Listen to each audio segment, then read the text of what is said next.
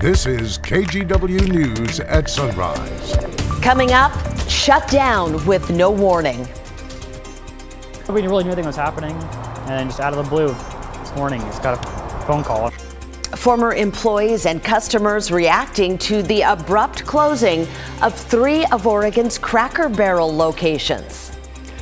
We'll also take you to the Laurelhurst neighborhood of Southeast Portland this morning, where a string of people woke up last weekend to find the windows of their car smashed in and some of their things stolen. We're going to hear from those neighbors in just a few minutes. And we are going to be starting off this morning with some tunes from the group True Loves. They're a Seattle-based band walking into our Tuesday, trying to go with the beat. Can I hear it? I can't hear it, honestly. I'm trying to hear it. At this point, you're only dancing to our sunrise Exactly. music. I was expecting to hear it, and I was like, well, I'm just going to keep going with it. Who had a 3-day weekend? You are back refreshed, girl. I am. I feel like it's already Thursday, like I've worked 4 days in one. It is Tuesday. It is the first full day of spring. That's worth dancing about. Yep. Rodney Hill is here to tell us all about it. I'm too tired to dance this spring. Actually, today's going to be nice. You know, yesterday was 52. Today, are you ready? 62, and it will be, for the most part, a mostly sunny day. We're watching some showers out east of the Dalles into the Columbia Basin this morning. We do have a few fog pockets developing down in the mid-valley, but otherwise, it's a mixture of partly cloudy to some clear spots out there. 43 in downtown Portland, so that's warm, but look what happens when you drop down south. Salem and Kaiser at 34, it's 32 out in Sheridan, so there are some freezing spots. Going forward, though, mostly sunny. I have is 54 noon and a high temp today of 62. That will feel great. Thank you, Rod. Our top story this morning, Cracker Barrel closed 3 of its 4 locations in Oregon without any warning for customers or staff. 2 of those are here in the Portland metro area. That means the only Cracker Barrel left in the state at this point is the one in Medford. KGW's Catherine Cook got reaction from local customers and one surprised employee. Outside Cracker Barrel in Tualatin, the signs took customers by surprise Monday. They closed. There's a sign on the door. So that's sad. Peggy Irvine didn't know what to make of the sudden closure. Neither did Jordan Nursky, who worked here. We really knew anything was happening, and then just out of the blue this morning, just got a phone call, and I'm like, yeah, well, we got a team meeting. At the Cracker Barrel in Beaverton, I'm really upset. I drove especially to have something to eat and they closed. Another surprise closure. When you're raised in the South and there's no good Southern cooking around here, I didn't know if the Yankees could support good Southern cooking, and apparently not. Cracker Barrel shared a statement with us. It read in part, "We are saddened that we have been unable to overcome the impact the pandemic had on our business and have made the difficult decision to close the Beaverton, Tualatin, and Bend locations. The decision to close a store is never one we take lightly, and our focus right now is in assisting our impacted employees during this transition." I thought that places here that made it through the pandemic would still make it through, and Cracker Barrel's pretty popular, so that was surprising. Back in 2017, about 100 people lined up for the Cracker Barrel's grand opening in Tualatin, the chain's first on the West Coast. Irvine remembers it stayed busy for years. Tons of people. You couldn't get in for, like an hour and a half wait. But times have changed. Last August, Cracker Barrel closed its Jansen Beach location. At the time, employees told us it was due to security issues. There's a lot of theft, people on drugs. And restaurants in general have struggled. It's a tough industry, big time. Rachel Martin works at a restaurant near Cracker Barrel. She's sad for those who've lost jobs and customers who've lost part of their normal. It was sad to see them pulling up, getting out of their walkers and walking up to the door, and then, So I've just been watching that all day from next door, and I'm just like, oh, sad.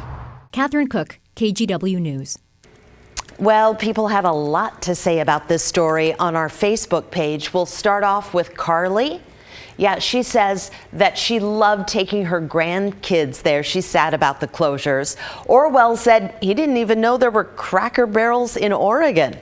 And finally, Kelly wrote she'll miss the lemon pepper trout.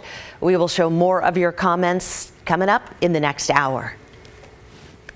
And just a reminder, if you know about a story that we should tell or a person we should profile, text or call us at 503-226-5088. We would love to hear from you. We have another closure to tell you about as well this morning. This one is 100% local. Kornblatt's Deli on Northwest 23rd in Northwest Portland will close its doors for good at the end of the month. Kornblatt's made that announcement with a Facebook post yesterday. The New York-style deli has been serving everything from hot pastrami to matzo ball soup for more than 30 years. We reached out to the owners about why they're closing, but haven't heard back yet. About a dozen people living in the Laurelhurst neighborhood woke up to find their car windows smashed. Police say it looks like the same person is responsible for all of them. Investigators think someone targeted a string of cars on Southeast 32nd sometime between Saturday afternoon and Sunday morning. John Poteet's truck was one of the cars hit. He says he has no choice but to park his truck on the street. Fortunately, nothing was stolen, but the glass will set him back more than $200. He says this is his second break-in in 6 months. A neighbor called and said, hey, all the cars got broken into out here. It looks like there was about 14 of them. They just came down through, smashed out the window, the passenger side window on every one of them. Opened the glove box, opened the little console. They didn't take anything. It was just stupid, senseless, just frustration. Yeah, you can hear the frustration there. No word on any arrests at this point or if there's any connection to other incidents, like the several blocks of cars in the Foster Powell area that were vandalized a little over a week ago.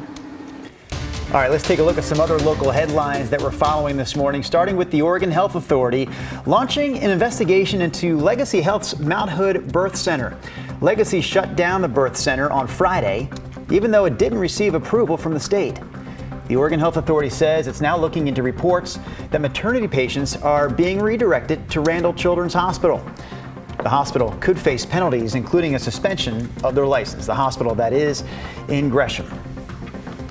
Vancouver police, meanwhile, still looking for a woman and her daughter. You see them right there. They've been missing for more than a week now. 27-year-old Michelle Melendez and her 8-year-old daughter, Layla Stewart, were last seen on March 12th along Vancouver Mall Drive. Police records show Michelle's boyfriend, Kirkland Warren, was arrested on Sunday, but it's still not clear if that's connected to their disappearance. And we also have an alert this morning from the FDA regarding frozen strawberries. Scenic Fruit Company of Gresham is recalling the frozen organic strawberries that were sold at Costco and Trader Joe's. The FDA warns people not to eat them and to return them for a refund. 5 people in Washington have already been sick with hepatitis A linked to the strawberries. 2 of those people were also hospitalized. And that's a look at some of your Tuesday morning headlines. A bill in the Oregon House is looking to protect and expand access to reproductive and gender-affirming care. That includes protecting abortion providers and patients from criminal consequences. It would even apply to people who travel here from out of state. The bill comes at a time when other states are banning abortions after the Supreme Court overturned Roe v. Wade. Oregon Attorney General Ellen Rosenblum is among those supporting the bill. Now more than ever, we need to ensure that there are systems in place to increase confidentiality and ensure that these patients and providers are protected from abuse and harassment. So it's important that we do everything we can to shield Oregonians from overreach by states that criminalize abortion and other reproductive health decisions. At a minimum, we must make sure that Oregonians can't be prosecuted just for assisting a person in obtaining health care. Lawmakers will hold more discussion on this bill and propose amendments coming up next week. And a bill that would allow Oregonians statewide to pump their own gas is headed to the Senate for a reading today. The proposal would require stations to offer both self-service and attendance service. It would have no effect on gas prices. People who want to keep the ban on self-service say it helps provide jobs, but some gas station owners say they don't have enough staff. If it passes in the Senate, the bill will head to Governor Tina Kotek's desk. Rod Hill, no stranger to pumping his own gas as he is a Washington resident. Well, the first thing I thought of was, what's next? They're going to have us cooking our own food when we go into restaurants. Maybe next to Benihana's. Here's some inside information for our viewers. They may not realize this. Rod Hill puts together his own forecast. Wow. Thank you. Yeah. You know, it can be time consuming. Other times I'm just kind of goofing around. All right, here we have, yes, another pretty good storm system ramming into California. You see all the rain down in Los Angeles. The warnings for this one don't look as dire as some of the previous storms, but there are, for parts of the Sierra, winter storm warnings up for snow, and there are a handful of different wind watches, warnings, advisories, that type of thing down in California. We're pretty quiet. If you look up to the north, we do have these showers up in the Great Basin, but we're actually fairly clear up and down I-5, minus a mix of some low clouds and some fog pockets that have developed. But this should go on to be a mostly sunny day once the sun gets up and gets going. Winds are pretty light right now. We are expecting a bit of an east breeze later today. That's actually in connection with that low that's hitting California. 36 out in the Dalles right now, 43 Portland, 35 down in Salem. You folks down in Salem have actually seen your temperature bump up a couple of degrees. It's 22 out in Burns Bend's at 25. Here's our day futurecast. These will be little fog pockets this morning at 9 a.m., but then we go on to be mostly sunny. There's that just very isolated, spotty shower chance over the mountains later today. Most of us are going to enjoy really a nice spring afternoon. Temperatures hitting 60 or a little bit warmer up and down I-5. Tomorrow morning, we start off nice and dry as well. Now, watch this. Scattered showers later in the day start over the mountains.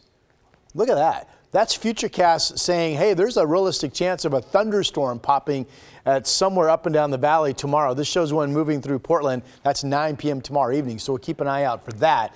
And then remember, we have that cold front that has big-time cold air behind it coming in Thursday. So here's Thursday morning. The rain picks up during the day, and it still looks like snow levels. I mean, this is 4,500 feet today.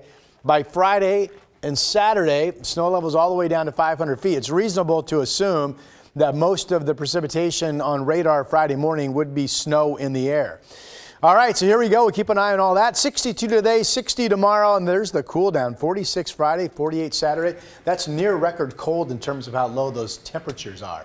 Mr. Carney, do you have something more uplifting, sir? Yeah, we'll try to warm things up a bit, Rod, with some music this morning here in the Sunrise Show. So the band behind me is out of Seattle. They're in the middle of a West Coast tour, and they're performing here in Portland on Friday. They are the True Loves Band. There they are. They actually stopped by our station for a little performance. We'll share their story with you coming up right after this.